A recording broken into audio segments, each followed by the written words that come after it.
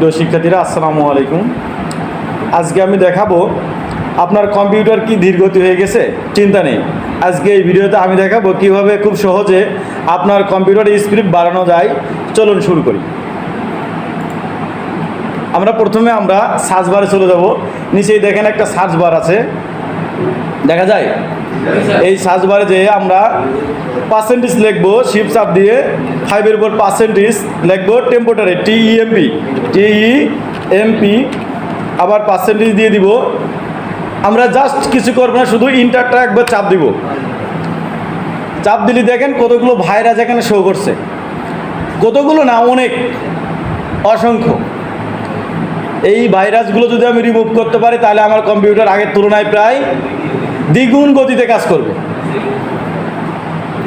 তাহলে আসেন এখন কি করব, তাহলে কন্ট্রোল এ দ্বারা আমরা পুরোটা সিলেক্ট করে নিব। সিলেক্ট করে নিয়ে জাস্ট কিছু করা লাগবে না, শুধু ডিলিট বাটনটা যদি চাপ দিই দেখেন ওখানে ডিলিট হইতে আছে। দেখেন আমার পুরোটা ডিলিট হয়ে গেছে। এখন কথা যে 4-5টা রয়ে গেছে, এগুলো ডিলিট হচ্ছে না। দেখছেন এখানে 5টা রয়েছে, এখানে কিন্তু ডিলিট হচ্ছে না। এখানে যদি টিক মার দিয়ে আমরা ট্রাই অ্যাগাইন দিই তাহলে আমার 99% দেখাচ্ছে যে 99 কমপ্লিট, মানে 99% এই ভাইরাসগুলো রিমুভ করতে পারছে।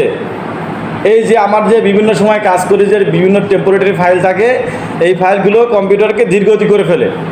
সি ড্রাইভ যত ভারী হয়ে যায় আমাদের কম্পিউটার তখন ধীরগতি হওয়া শুরু করে। এই জন্য আমরা যদি প্রত্যেক দিন কাজের প্রথমেই যদি আমরা টেম্পোরারি ফাইলগুলো ডিলিট করে নিই তাহলে কম্পিউটার আগের তুলনায় অনেক অনেক ভালো চলবে, অনেক। সবাইকে ধন্যবাদ এত সময় আমার সাথে থাকার জন্য।